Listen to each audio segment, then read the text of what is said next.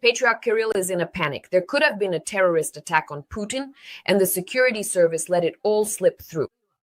How did one child cause panic throughout the entire Kremlin? I'll tell you the details now. Hello everyone, my name is Anastasia Husaryova. While you're liking this video and subscribing to our channel, I'll tell you all the details so you don't miss anything and stay informed. So let's get started. In Moscow, during the celebrations for National Unity Day, an unexpected incident occurred. A girl asked Putin a question about her uncle, who was at the front and had been wounded. Her simple, childlike request instantly sparked a scandal in the Kremlin and on social media. I would like him to be transferred to an appropriate and good hospital. Let's find one. Him, okay?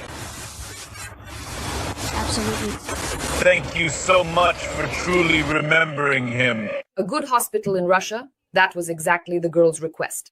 To understand the significance of the incident, it's important to know on which day it happened. Every year, on November 4th, Russia celebrates National Unity Day. The history of this day dates back to the early 17th century, when Moscow merchants and ordinary citizens, led by Kuzma Minin and Prince Dmitry Pozharsky, organized a militia against the Polish invaders. This holiday carries a strong symbolic meaning. In modern Russia, it is used as an opportunity to demonstrate national unity and support for the state authorities. And the monument to Minin and Pozharsky in Moscow, which you can see now, has become one of the main symbols of this holiday. And the president's participation in the laying of flowers always emphasizes its importance for the official ideology. During these ceremonies, Putin laid flowers at this very monument, surrounded by cameras, security officials, and Patriarch Kirill of Moscow. Yes, that's the very same individual who, as you may recall, actively and publicly supported Russia's military attack on Ukraine. Addresses all the servicemen. Christ is risen, and together with him we shall all rise. And life is eternal. Therefore, go forth bravely and with unwavering courage to faithfully fulfill your important military duty. And remember, if you lay down your life for your beloved homeland, for your friends, as the Holy Scripture says, you will be with God in his beautiful and peaceful garden, in his kingdom, in his glory, in his eternal life. Probably for those believers who are truly faithful, their hair stands on end. But let's move on. That day, everything was as usual. Strict, solemn, according to the script. And suddenly, a girl from Novosibirsk, whom we've already talked about, was brought to the president. Her name is Kira. She addressed him not with fear, but with childlike sincerity. She said that her uncle is fighting, was wounded in the arm, but instead of being treated, he was sent back to the front. She asked to have him transferred to a good hospital in Russia. He was wounded in the arm. He was in the hospital. He isn't being treated at all. Now they're sending him on a mission. I would like him to be transferred to a good hospital in Russia. We will find one. All right? Anton Fesyura. Absolutely. Thank you so much for remembering him. Let's move on now regarding what the girl said. My uncle, who is currently fighting, wants to be transferred to a good hospital.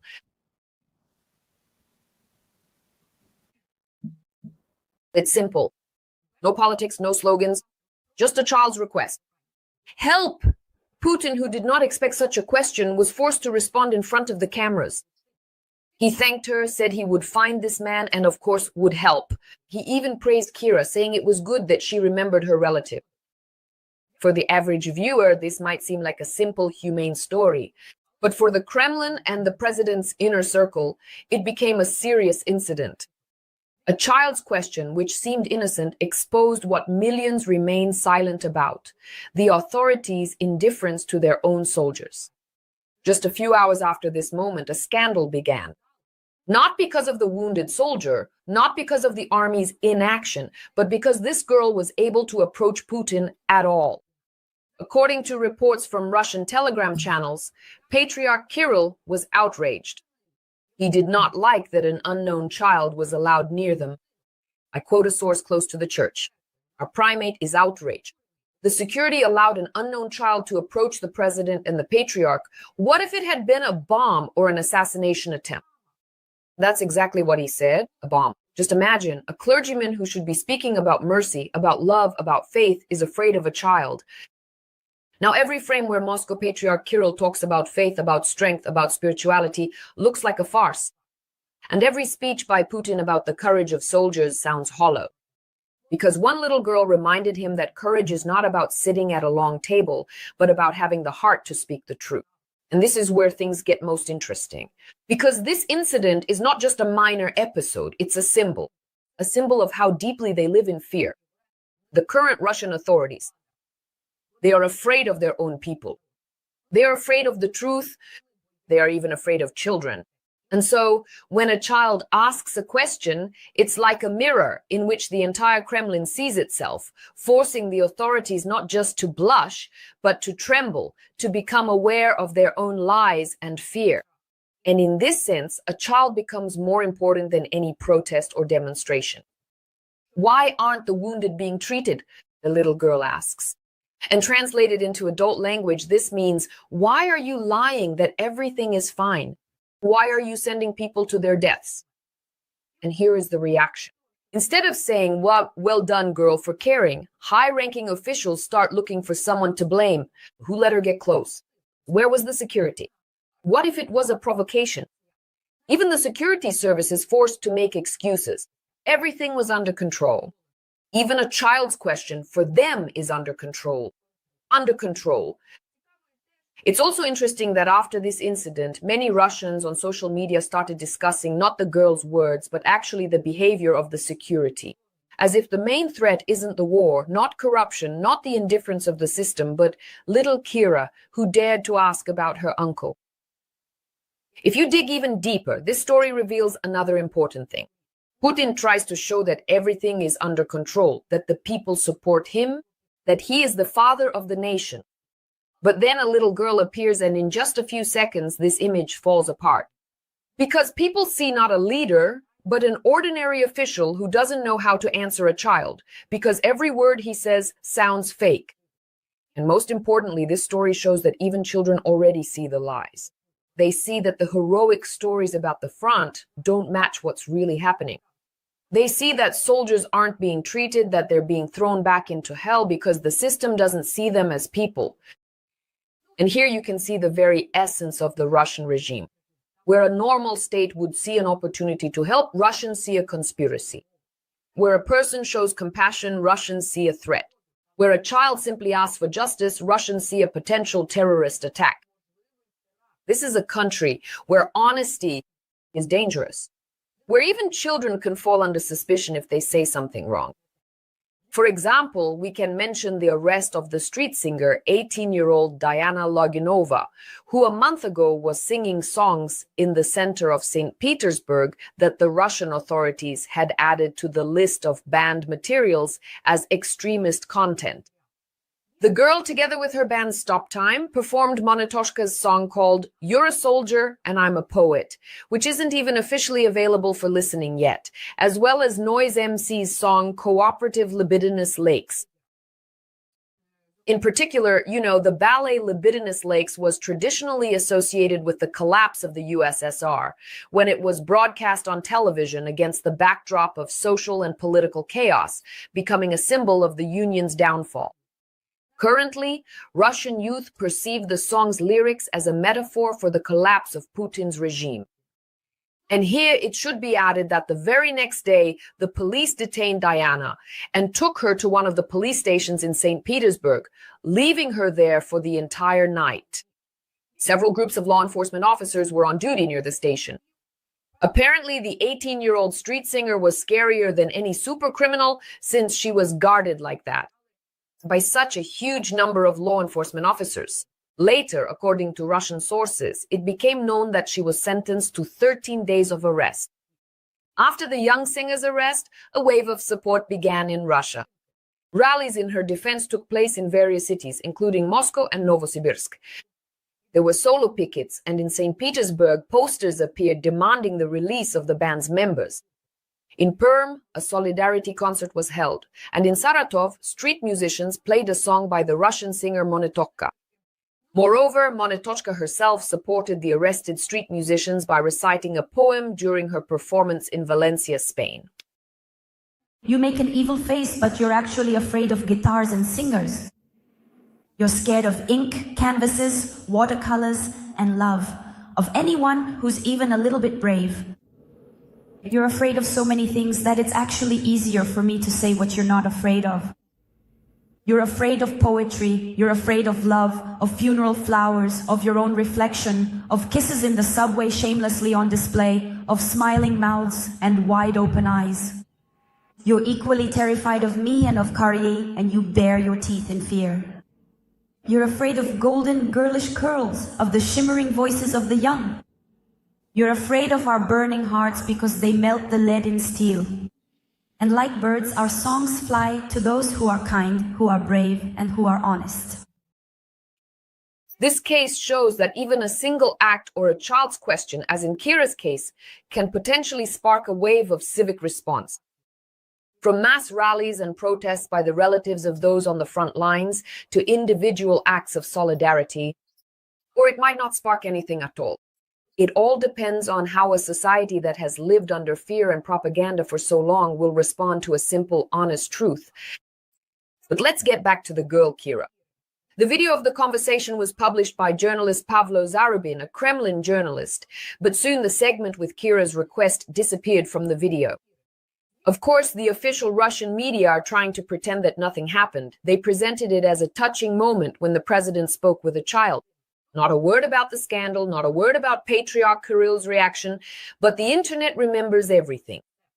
The recording has already been seen by thousands of users on Twitter and Telegram. Even the international publication The Sun has already published a detailed account of this story. They noted in their article that the girl lost her father just last year. He died in the very war that Russian propaganda cynically calls a special military operation. He was mobilized in the fall of 2022, and a year and a half later, he was killed near Holivka in Donetsk region. Another one of her uncles is also at war. In this family, war has become a part of everyday life. It took away her father, cripples her uncles, and leaves the child without support. And you could say, yes, this is a terrible story, this is grief, this is pain. Every child wants to live in peace. But there is a harsh truth here that cannot be silenced, because her father did not die defending his own home. He died trying to seize ours. He was not standing on his own land, he stepped onto someone else's. He came here with weapons, carrying out criminal orders, and now in Russia he is called a hero. Only because he served the regime. Yes, for little Russian Kira, that was her dad. For us, he is just another occupier. And this is a terrible but necessary truth. Even in these so-called family tragedies lies the evil that Russia itself has created. Now, her uncles are continuing the same thing. One of them, wounded but thrown back to the front line again, because in the Russian system, people are expendable. The other perhaps doesn't even realize yet that he's not fighting for his homeland, but for the imperial ambitions of a dictator. And the girl, without realizing it, asks for help from those who themselves are helping to destroy other people's lives. And while children in Ukraine are hiding from rockets, children in Russia are thanking those who are launching those rockets. And that's the whole point. The war took Kira's father from her, but she never understood what he died for, because no one told her the truth. Her father came to kill, not to protect. Little Russian girl Kira may not have even realized how her brief conversation with Putin suddenly put the Kremlin in an awkward position. But sometimes it's the simplest words, thank you, that become the most powerful weapon. Not bombs, not missiles, but human words. And now, perhaps for the first time in a long while, they made the Kremlin tremble, not from fear of the West, but from their own children.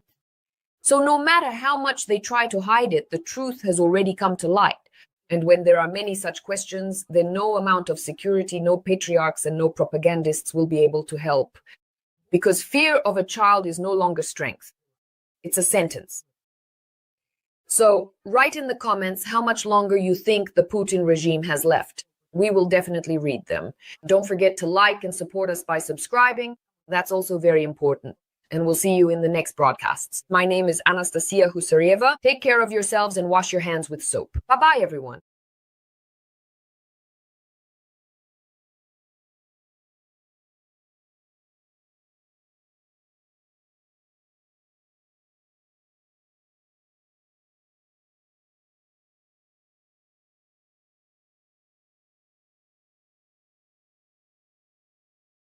Putin has disappeared. No one knows where he is. No one knows where his motorcade went or what to do about all of this.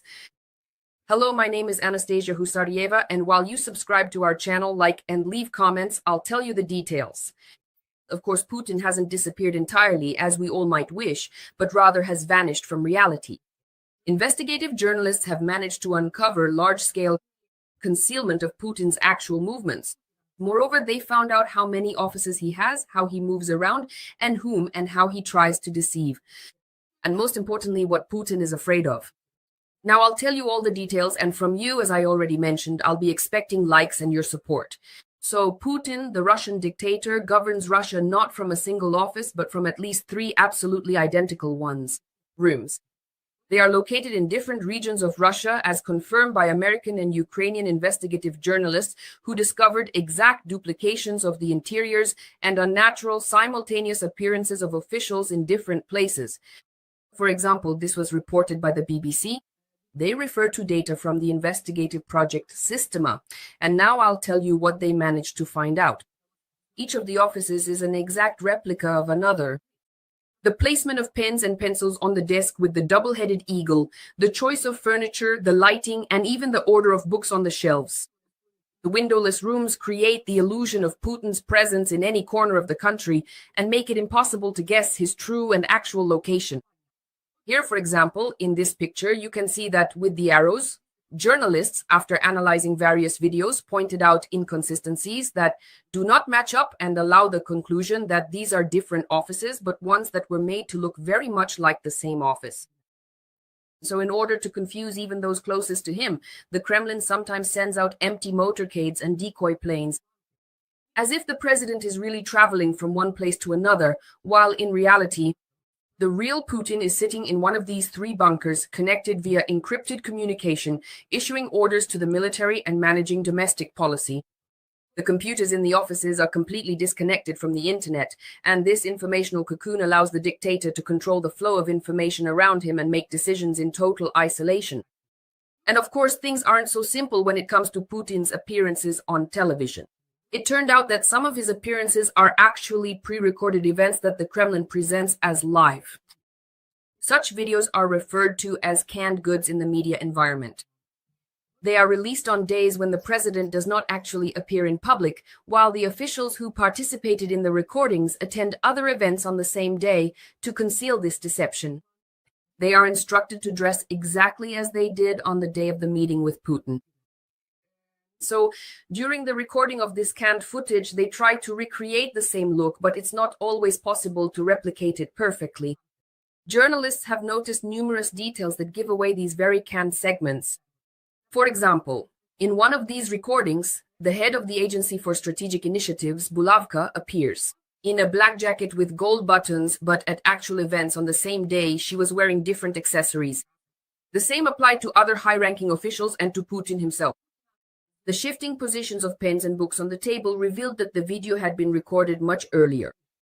Another confirmation of the use of pre-recorded content is the removal of metadata from photos and videos, which previously allowed the exact date and time of filming to be determined. Now the Kremlin is trying to erase traces and create the illusion of Putin's constant activity, even when he is not physically present in public. In this way, the Russian dictator can maintain absolute secrecy about his whereabouts, control the agenda, and govern the country without showing himself in real time, creating a sense of constant presence and total control. It's not just offices that help Putin remain invisible to the world. The Kremlin also actively uses empty motorcades and deceptive movements to confuse even its own officials. When the president is supposedly traveling to another location, in reality, the motorcade sets off completely empty. But for officials and all those who are close to the Kremlin, it signals that the president is there. And when the president supposedly boards a plane, a decoy plane takes off, in other words, without Putin on board. And this allows the real Putin not only to conceal his movements, but also to maintain control over the country, when information about him is the most valuable resource. And while Putin is hiding even from his own officials and his staff, that tries to arrange the books, pencils, and papers in cups in an absolutely identical order, while journalists and investigators notice all of this and inform us about it. In reality, a real threat is growing right under Putin's nose, and it seems that so far he hasn't noticed it. Specifically, inside the Kremlin, the situation is becoming increasingly tense, and discontent is growing within elite circles. The number of people dissatisfied with Putin's actions and advocating for an end to hostilities without any kind of victory is increasing. A high-ranking source told journalists that while Ukrainian troops are heroically fighting at the front, there are those in the Kremlin who are irritated by the war and the crisis. They are especially outraged by the new harsh internet restrictions being prepared for next year. And he called such people weak and traitors. According to him, the internal enemies are currently lying low, but they could reveal themselves at any moment and might even attempt an attack on the president. That is why an immediate response is needed. Other sources, however, clarified that the situation is not that critical. But they confirmed that the number of supporters for a quick end to the hostilities within the Kremlin is indeed growing. Panic and suspicion now reign in Kremlin circles. Everyone suspects each other. After Putin gave the order to consider the possibility of returning to nuclear testing, the atmosphere within the Russian authorities became even more explosive. According to sources close to Putin's administration, the very emergence of the nuclear issue has frightened many Russian officials and influential business groups. The number of those in the Kremlin who want to end the war as soon as possible has long been growing against Ukraine without any victorious statements or triumphs. But now, as Putin demonstrates his willingness to raise the stakes, the number of such people may increase. Within the dictator's administration, this is perceived as a serious threat. Some members of Putin's inner circle believe that weakened and frightened representatives of the elite may begin to put pressure on the president to stop the escalation. It is precisely these people who are now being called internal enemies. Previously, such figures were treated with caution because they had money, influence, and often held key positions, but now it is said that the approach has changed. Sources describe the upcoming steps as tough, and in some offices, they openly talk about preparing for a large-scale purge of those who do not support nuclear blackmail and endless war. A second Kremlin source confirms the threat that part of the elite might oppose escalation is real. And although it is still unclear exactly how those dissenters might be punished, everyone inside already understands that a new stage of fear and mutual suspicion is beginning at the top of the government. This feeling also explains why Putin appears in public less and less often, and why security around him is being tightened. The Kremlin admits that the danger may come not only from outside, but also from people who are formally considered part of the very same system. Putin's absence from public view and his rare appearances at video conferences may be connected not only to internal conflicts within the Kremlin, but also to the escalation of nuclear rhetoric in the world itself. According to the latest data, against the backdrop of tests of Russian strategic weapons, the Burevestnik missile and the Poseidon underwater drone, both capable of carrying nuclear warheads, US President Donald Trump was quick to respond. The Americans announced their intention to resume their own nuclear tests. Moreover, information has already emerged that such tests were conducted in August. This became the first such move among nations in the 21st century after North Korea. Against the backdrop of these events, the Kremlin cautiously claims that the Russian tests of Burevestnik and Poseidon are not full-fledged nuclear tests, but of course, in their usual manner, they add that if other countries violate this moratorium, then Russia will respond according to the situation. Such an intensification of nuclear rhetoric is effectively bringing the world to a new stage of escalation. Although, formally, the testing of missiles and underwater drones does not violate the ban on underground nuclear explosions. They increase tensions and prompt corresponding actions from other nuclear states. Well, and here Russia and the United States of America have a certain history, a history of restrictions on nuclear testing from the 1963 treaty banning tests in the atmosphere underwater and in outer space, to the Strategic Arms Reduction Treaty, which imposes limits on the number of deployed warheads and their delivery systems. However, in recent years, control mechanisms have gradually weakened and some agreements have completely lost their force. But let's get back to Putin, to his hiding and to his fears. What he fears most is for his own life, that he will either be killed or poisoned. That's why over the years a vast network of underground shelters stretching for thousands of kilometers has been built around him. Some of these facilities have been exposed by journalistic investigations, others by data from Western intelligence agencies. And some information was accidentally leaked by Russian contractors themselves. And the overall picture here is simple. Putin is preparing to wait it out even in the event of a nuclear war. The existence of a large underground complex beneath the Kremlin became known decades ago. According to estimates, it may be about 200 meters deep. This is the level of shelter capable of withstanding a powerful nuclear explosion. It is here, according to Russian plans, that the top leadership is supposed to hide if the big button, the red button, meaning the nuclear one, is actually pressed. The second most well-known bunker is the one beneath the palace near Gelendzhik. Its existence was confirmed even by technical blueprints, which for years were publicly available on the contractor's website. According to this information, the bunker has a network of tunnels, an elevator that descends about 50 meters underground, ventilation systems, a water supply, and cables for autonomous operation. And this structure looks like an autonomous command post, where you can wait things out for weeks. Under the residence, but this time in Novo Ogaryovo, there is allegedly a separate complex with enhanced biological security. According to people familiar with the residence's infrastructure, air and water filtration systems have been installed there that can protect even against chemical or biological attacks. A separate topic is the Urals and the residence located there. The city of Mezhgorye, almost like Yanukovych's Mezhihiria, is closed and completely controlled by the military surrounding Mount Yamantau. It is there that a gigantic secret complex has been under construction for decades. Satellite images have been recording large-scale construction there since the 1990s, but Russia has never explained what they are building. After the start of the full-scale war, construction intensified and access to the area is now almost completely closed. There is a flight ban over the territory. The infrastructure inside continues to expand. This particular bunker has been called the place where Putin hides out during the most dangerous moments. There is also information about other shelters. For example, Kosvinsky Kamen, which is in Sverdlovsk Oblast. The Grot complex, which was originally built for communications and data analysis, but was later converted into a possible bunker. Altai, beneath the sanatorium of the estate, locals have repeatedly seen presidential helicopters in the area, and the infrastructure itself shows signs of being a strategic-level underground shelter. There are also smaller bunkers, warehouses, and backup shelters stocked with fuel, food, oxygen, and communication equipment. They are scattered all across Russia. And here it should be added that Ukrainian drones have already attacked Sochi precisely at times when the Russian dictator was there.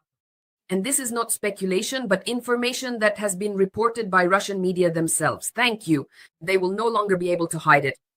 For years, the dictator avoided Sochi, even though one of his main residences, Bocharov Ruchi, is located there. By the way, this photo was taken precisely at that residence. It's where Putin received the organizers and participants of the Olympics, which was taking place in Sochi at the time. And it was in this very residence that he received them. So, Bocharov Ruchi. After 2022, he rarely went there and only for short periods, fearing that Ukrainian drones might reach the coast. But this year, everything has changed. Putin started appearing in the city again, and that's exactly when Ukrainian drones arrived there. The first attack took place on the night of September 9th. Sirens in Sochi went off 3 times. The airport was closed for half an hour. Debris from a downed drone killed a man and damaged private homes. At that moment, it is highly likely that Putin was in Sochi. The day before, he had joined the BRICS summit from there, and the presidential plane, the same one he used to fly to Alaska to meet with Trump, landed in Sochi a few hours before the attack. And he stayed there. Russian journalists remind us that after the start of the full-scale war, Putin practically stopped visiting Sochi because he was afraid that Ukrainian drones would find him there. In 2024, he even spent the night on a plane to avoid the risk of a strike on the residence. The second attack took place on October 2nd, literally just minutes after Putin finished his speech at the Valdai Club meeting. Thank you. Ukrainian drones struck Sochi and neighboring Syria late in the evening, and the airports were closed at 10:30 p.m. Local residents heard explosions and air defense activity over the Black Sea. Flight restrictions lasted for 7 hours. The Moscow Times directly reported that Putin was in Sochi at the time of the attack. For Putin, this has become a kind of new reality. Neither his residences nor secret routes can save him anymore, nor the tuples of deception. And each time the drones fly closer and closer to him. That is why in recent months the dictator has rarely risked staying in Sochi overnight, and his movements are accompanied by maximum secrecy. It all looks as if he is truly being deliberately hunted, and he understands this perfectly well. That's why there are those meter-long tables. And the quarantine that everyone who planned to meet with Putin had to go through, and his bathing in baths made from deer antlers, and those people who follow him with suitcases and clean up all his excrement, he never, notice, drinks water in public unless it is the one provided by his security or defense service. And of course, one could say that the dictator is definitely starting to become paranoid. Well, and we believe in the fact that sooner or later Ukrainian drones will find him, but here we should also add something. Hardly any dictator has ended, almost none has ended their life peacefully, quietly, in their own bed. Remember how Stalin ended. Look up and read how Hitler ended, how Mussolini ended his life. If we take modern history, then let's recall what happened to Gaddafi. When we really hope that Putin still remembers these lessons of real, not invented history? Well, we'll be watching to see where this paranoia leads and whether another rebellion will break out inside the Kremlin.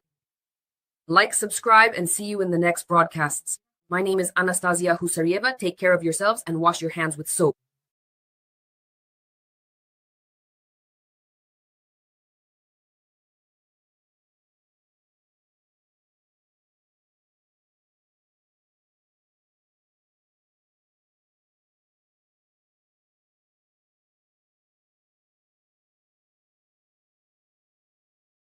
Putin is completely out of control, persistently issuing ultimatums, and no one is there to inform him otherwise.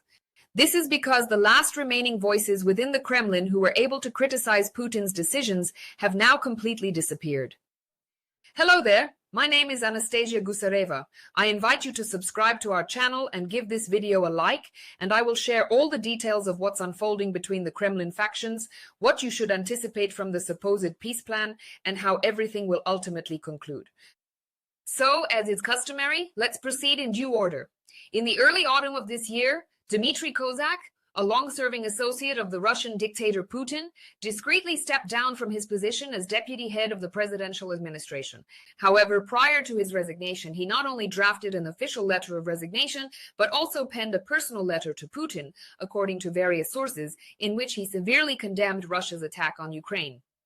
According to several of Kozak's acquaintances, he was the sole high-ranking official within the Kremlin who spoke out against the war, though he did so privately, naturally. After his resignation, Kozak began traveling abroad, mainly to Israel for medical treatment, but he regularly returns to Russia. His acquaintances emphasize that this is not an escape or fear for his safety. These are purely personal circumstances. For a long time, Kozak was responsible for Ukrainian affairs in the Kremlin.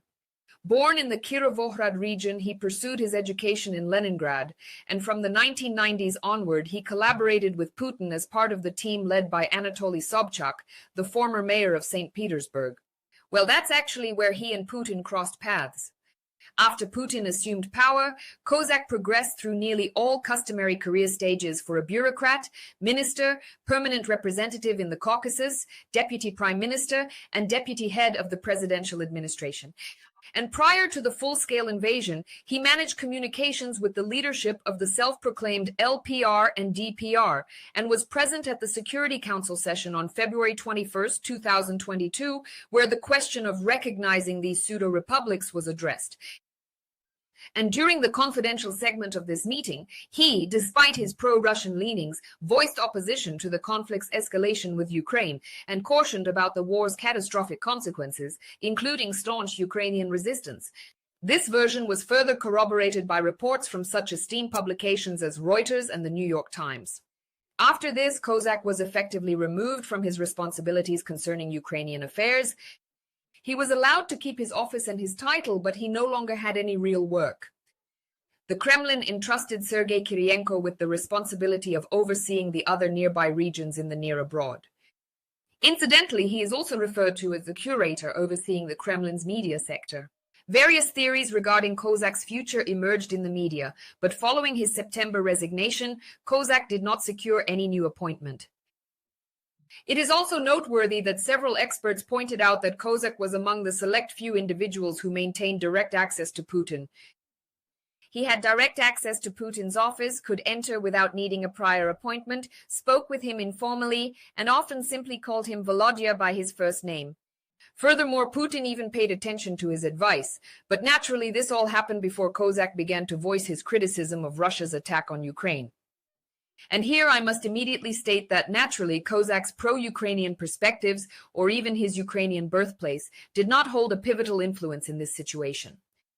Many suggest that the primary motivation behind this criticism was precisely the fact that the ongoing conflict rendered it impossible for Kozak and his close associates to generate any substantial income. This is due to sanctions resulting from international pressure, and also because of the inability to transfer funds or bring in money, among other things.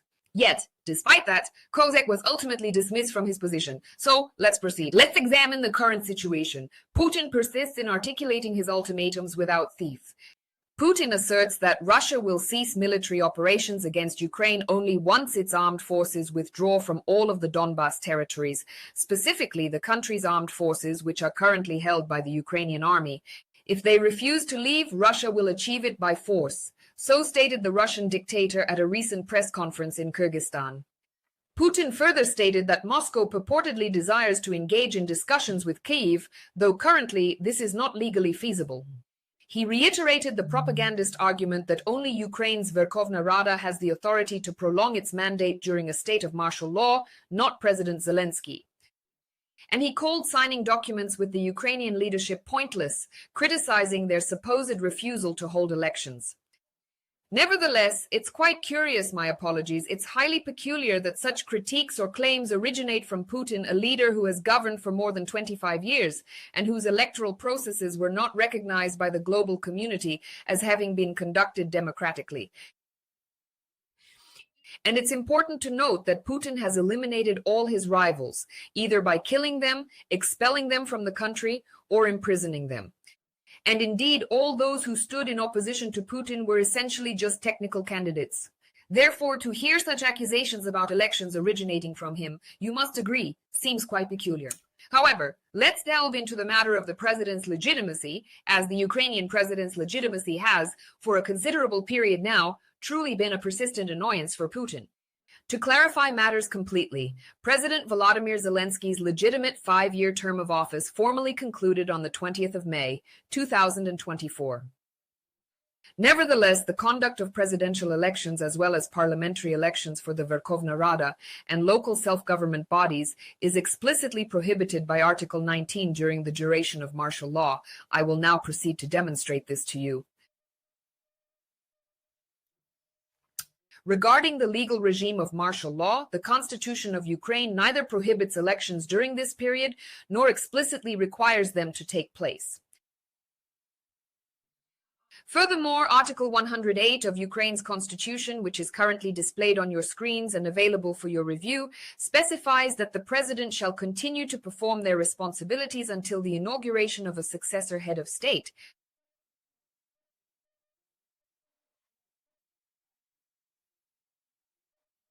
That is, another president who must be chosen in elections that are impossible because we are at war due to Russia's invasion and consequently under martial law.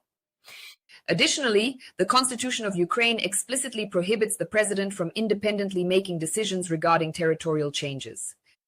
As Article 73 now states, a national referendum is required for this, along with a separate decision from the Verkhovna Rada. If there are any changes to the Constitution, then an updated constitutional court, properly formed through all necessary legal procedures, is also mandated. The Kremlin fully understands that absolutely no Ukrainian president, regardless of their name or identity, can ever possibly sign any document agreeing to relinquish or give up territories. Firstly, such an act would be unlawful, and secondly, it would be instantly contested, invalidated, and thus possess no legal force. The Constitution of Ukraine stipulates that any change of borders is only possible through an all-Ukrainian referendum.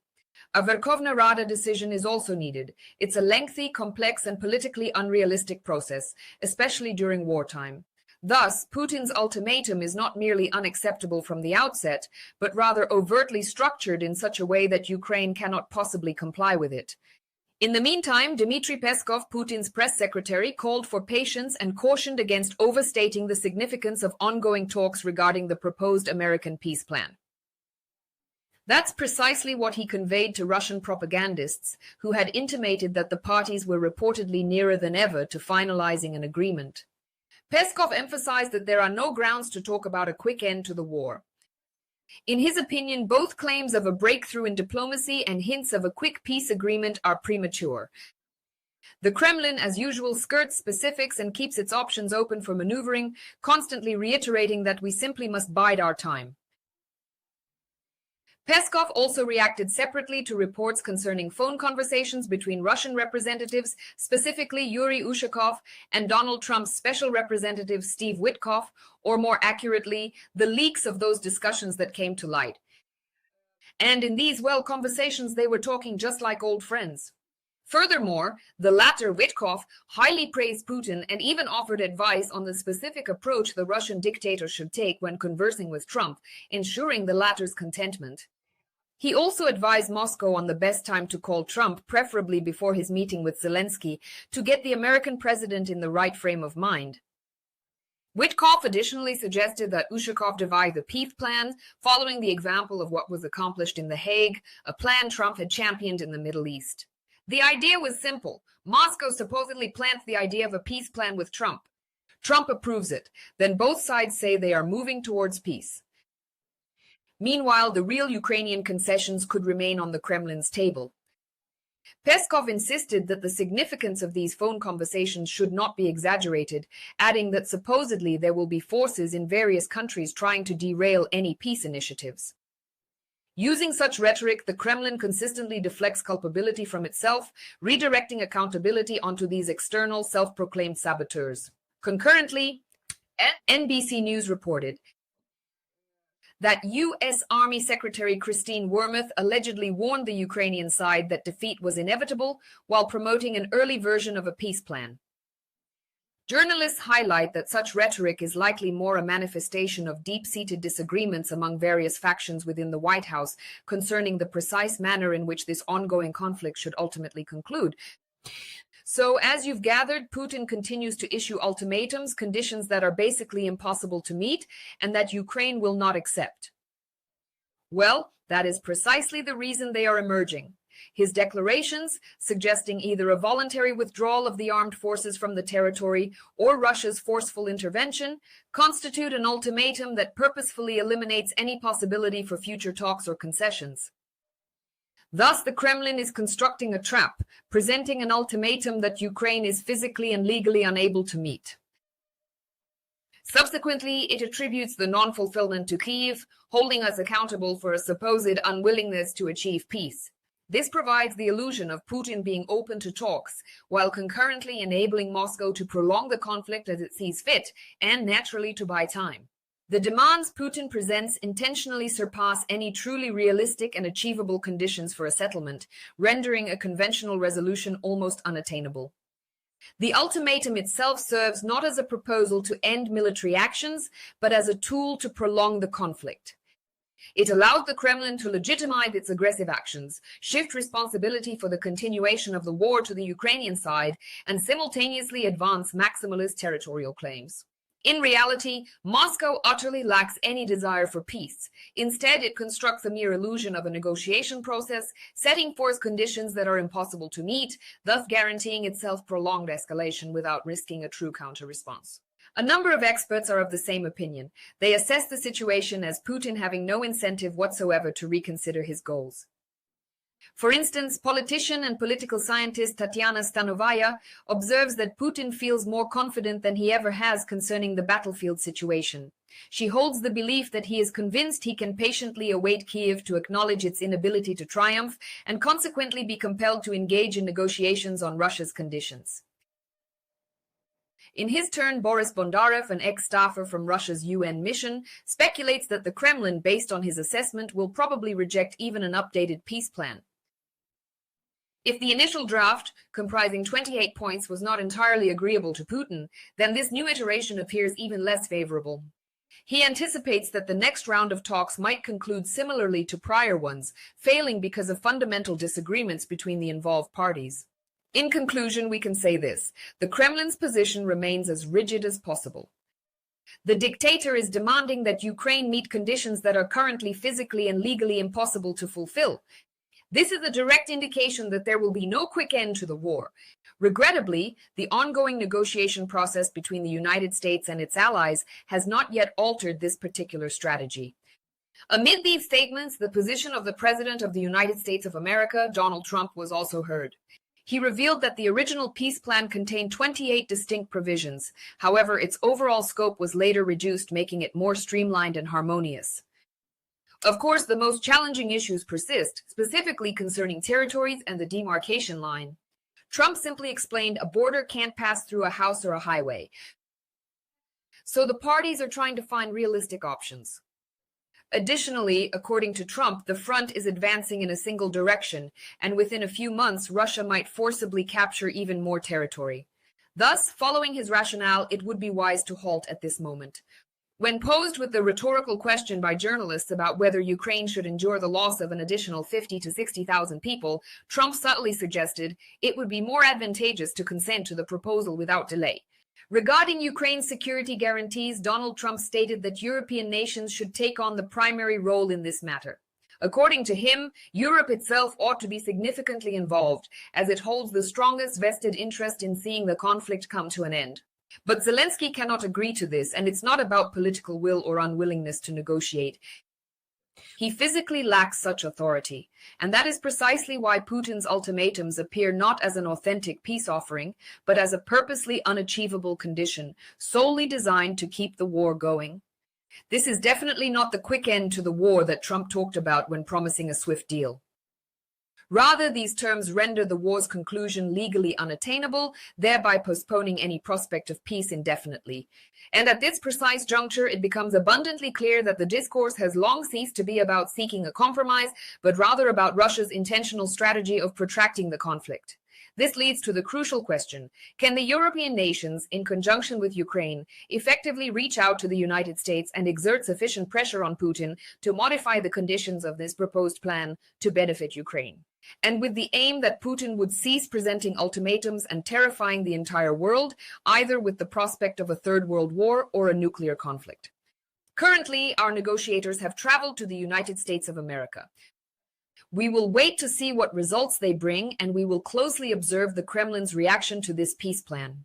Furthermore, it remains to be seen whether Donald Trump will once again uphold his promise to put pressure on Russia. Please share your thoughts in the comment section. How do you envision all of this concluding? We'll discuss this together and catch you in the upcoming broadcasts. I'm Anastasia Husaryova. Please take care and wash your hands. Bye, everyone. This is another Kremlin flop. Yet again, a missile, and yet again, it failed to take off. Hello, everyone. My name is Anastasia Husaryova. I'm going to tell you exactly what went on in the Kremlin and why the entire Z community is concerned and what military experts are saying. But for now, please subscribe to our channel, give us a like, and leave a comment. It's easy for you, and we appreciate it. So let's proceed. Firstly, observe this photograph. This distinctive purple mushroom cloud was sighted on November 28th at the Yasny Cosmodrome, situated in the Orenburg region, close to the Kazakh border. What would be the first thing to cross your mind if you saw something like that? Probably that Russia had started testing nukes, or that it had already launched one. That's exactly what was being discussed on various Telegram channels and in the media. In reality, a powerful explosion took place there during the testing of a genuine nuclear missile. The missile was slated to proceed to its subsequent testing phase. However, the launch culminated in an unfortunate incident, which for the Kremlin is certainly not a new development. And this particular video, specifically showing that exact launch, quickly disseminated across a multitude of Telegram channels. While you are watching, I will tell you. In the footage recorded by eyewitnesses, the missile launched from its silo, rose into the air, after which it began to burn, falling and breaking apart, leaving behind it a gigantic mushroom-shaped cloud of an orange-purple hue. The Ukrainian specialized publication, Defense Express, which concentrates on military analytics and defense sector news, states that this particular color, as you can now observe forming into this cloud, Well, this marks the completion of another Russian missile test, as you can clearly observe. This very photo circulated through numerous media outlets and Telegram channels, and many sounded the alarm. So, returning to our topic, Defense Express, a publication specializing in military affairs, highlights such an explosion color is typical for missiles utilizing toxic fuel, particularly a combination of nitrogen tetroxide and unsymmetrical dimethylhydrazine, commonly referred to as SHAML and heptalin. Based on all evidence, it is highly probable that a Sarmat missile was launched. That's the opinion of Pavel Podvig, a senior research fellow at the UN Institute for Disarmament Research. The Sarmat is a massive intercontinental missile, which you can now see displayed prominently on your screens. This missile weighs over 200 tons, and it possesses the capability to traverse nearly 18,000 kilometers. It's capable of carrying up to 15 nuclear warheads. That's dozens of Hiroshimas, for your information, in one single launch, capable of striking targets with an accuracy of a few hundred meters. At least those were its stated characteristics. The engines quickly lift the missile into the stratosphere, and at the end of its flight it accelerates to Mach 7 or 8, meaning it flies twice as fast as a bullet or covers the distance from Kiev to London in less than an hour. The Sarmat was conceived as an intelligent missile. It can trick missile defense systems with decoy targets, maneuver its warheads, and even fly an unconventional trajectory. There is no official information on the price of the Sarmat missile, as Russia has not disclosed its cost. But such missiles, by various estimates, are extremely costly given their use of cutting-edge tech and materials. Nevertheless, despite all these factors, we can still, at the very least, approximately estimate the magnitude of the expenditures involved in this endeavor. It is widely recognized that in its later stages of operation, the Sarmat was intended for deployment to launch satellites into Earth's orbit. The idea was to somehow recoup the billions invested. According to the Russian state space corporation Roscosmos, delivering 1 kilogram of cargo to orbit costs up to $17,000. The Sarmat can lift up to 10 tons, so one flight of such a cargo truck to space costs somewhere around $150 million.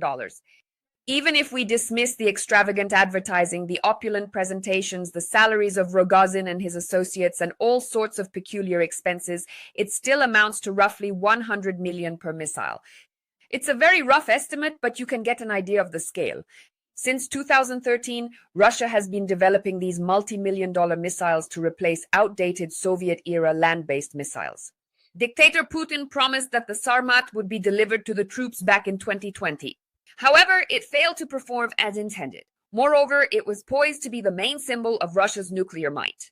But recent blasts revealed something else entirely. Rather than an invulnerable weapon, the world sees a project that appears impressive only on paper, but in truth is a mere dud.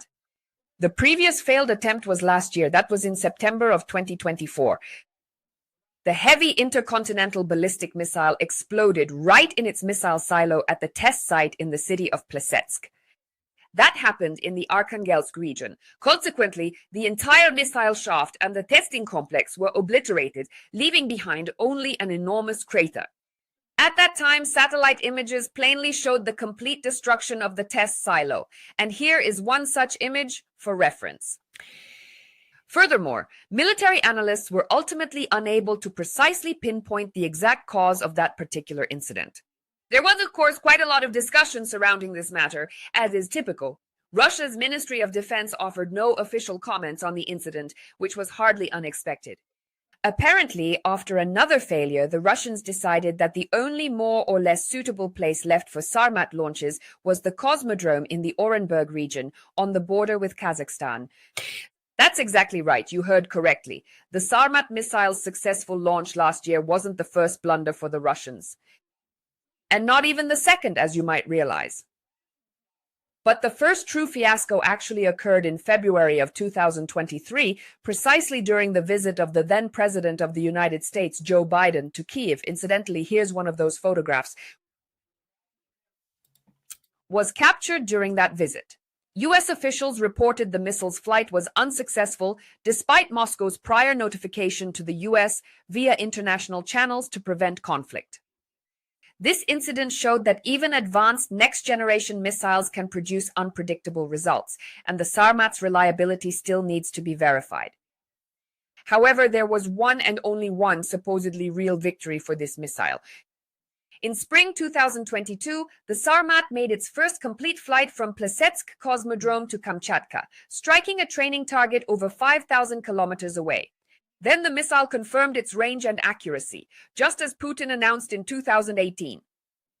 Essentially, this then established the foundation for the continued development of the supposedly invulnerable missile program, which also includes hypersonic systems.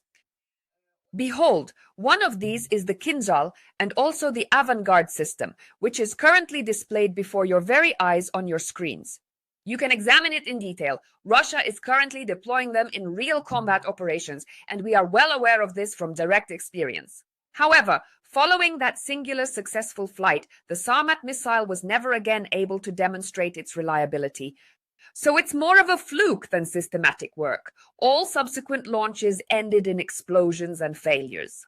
And so, in November 2025, the world again bore witness to another fiasco at the Yasny test site, as the missile detonated immediately after its launch. This sends a clear signal to the Kremlin. While their aspirations still exist, their actual implementation remains unproven in practice. Nevertheless, let's now revert our attention to this recent unsuccessful missile launch, which represents another Kremlin slop and a significant setback. What did this reveal to us? It demonstrated that even Moscow's most ambitious endeavors are susceptible to catastrophic failure. The Sarmat missile test has failed once more. This is the opinion of Etienne Marcus, a research fellow at the French Foundation for Strategic Research. He believes the missile urgently requires certification, given Putin's announcement that it would be delivered to the troops this year. The expert states that the missile impacted 1 kilometer from the missile silo, leaving behind a 70-meter crater. This is visible on satellite images. This time they tried to launch the missile towards the Kura test range in Kamchatka for the Yasny and Kura areas. Russia released an official notification to pilots regarding temporary restrictions and hazardous airspace zones within that region. And the fact of the matter is that no official information regarding any type of space launch was ever made public or communicated. Furthermore, local media outlets were advised to reach out to the Russian Ministry of Defense for further information. And no strategic nuclear forces exercises were announced either. And everything aligns perfectly if we make the assumption that these recent events were indeed another unsuccessful test of the Sarmat intercontinental ballistic missile, a weapon we have all observed, actively deliberated upon, and had analyzed by various experts. However, even Russian experts are not entirely convinced that the missile involved in the incident was indeed a Sarmat. For example, Russian military expert Dmitry Kornev, who obviously supports the war against Ukraine, is not sure if the launch was a Sarmat missile after all. Well, nobody wants to concede defeat given how much Putin bragged about the Sarmat, but success remains elusive. Perhaps this is why he speculates that the Voyevoda missile underwent a failed test near the Orenburg region. Essentially, this is what that particular missile looks like. Or, as NATO classifies it, the Satan missile. This particular image displays one such missile. It's actually the oldest model Russia currently possesses, having been operational since the 1980s. And the key phrase here is precisely failed launch. Both of these missiles utilize liquid fuel, and that's precisely what created the orange and purple mushroom-like cloud. However, as is evident, even Russian military experts are in agreement. The launch proved to be unsuccessful, and there's simply no longer any room for making excuses. However, this specific VOEVODA missile was tested way back in 2013. That's according to Pavel Podvig, whom we've already mentioned, a senior research fellow at the UN Institute for Disarmament Research. As the expert points out, based on data from the Stockholm International Peace Research Institute, Russia's strategic missile forces had only 34 of these missiles left in their arsenal. Even if some VOEVODA missiles are still operational, it's highly unlikely the missile forces would choose to launch one. And this brings us back to the idea that Russian military experts are trying to explain away this Sarmat failure to smooth things over and ultimately to avoid falling out of favor with the Kremlin dictator. So the Yasny base is also home to the very latest avant-garde missile systems. However, those missiles use a hot launch from a missile silo, whereas the video captured a cold launch, which means a launch from the ground. By all appearances, this is another failure for the Sarmat program, and due to recent flops, it's highly unlikely the missile will be deployed in 2025, as bunker grandpa Putin claimed earlier this month. And such a fiasco for the Sarmat missile deals a serious blow to the reliability of Russian deterrence, casting doubt on the Kremlin's ambition to modernize its nuclear arsenal. However, the replacement of the outdated Vovola missiles, on which a large part of Russia's strategic warheads are concentrated, is being deferred to a later date. Moreover, their maintenance, previously conducted by Ukraine until 2014, is now seriously questionable. So noted Etienne Marcus, a research fellow at the French Foundation for Strategic Research, whom we've already mentioned. Overall, according to the Stockholm International Peace Research Institute, Russia's strategic nuclear forces have 333 land-based missiles. These are mainly Yars systems, 206 units to be exact. Specifically, they are mobile, and each can carry 4 warheads, each weighing 250 kilotons. Russia additionally possesses 78 Topol missiles. This is what they look like, with a single 800 kiloton warhead. 12 avant-garde systems, we've talked about them, and about 3 dozen Vovodas. The latter have 10 multiple warheads. Furthermore, according to data from the Stockholm International Peace Research Institute, Russia has 192 Sineva and Bulava submarine-launched ballistic missiles in its arsenal. Here's a photo provided by Wikipedia, but even this amount of cutting-edge technology doesn't save the Kremlin from embarrassing incidents. The latest explosion was another slap in the face to its dreams of nuclear greatness. And it is essential to highlight that this most recent unsuccessful launch of the Sarmat missile serves as further confirmation, providing additional proof that the persistent boasts and claims made by Putin continually fail to be substantiated by actual practical outcomes. This billion-dollar investment once again was unable to fulfill its primary function, to launch. The world will soon openly mock them. Moscow invents superweapon myths, but just gathers debris from its test sites. And the critical question persists. Will the Sarmat missile truly become a symbol of Russian strength, or will it perpetually remain the world's most costly fireworks, which the Kremlin still hasn't learned to ignite? Write your answers in the comments, and we'll see you in the next broadcast. I'm Anastasia Husaryova. Stay safe, wash your hands. Bye.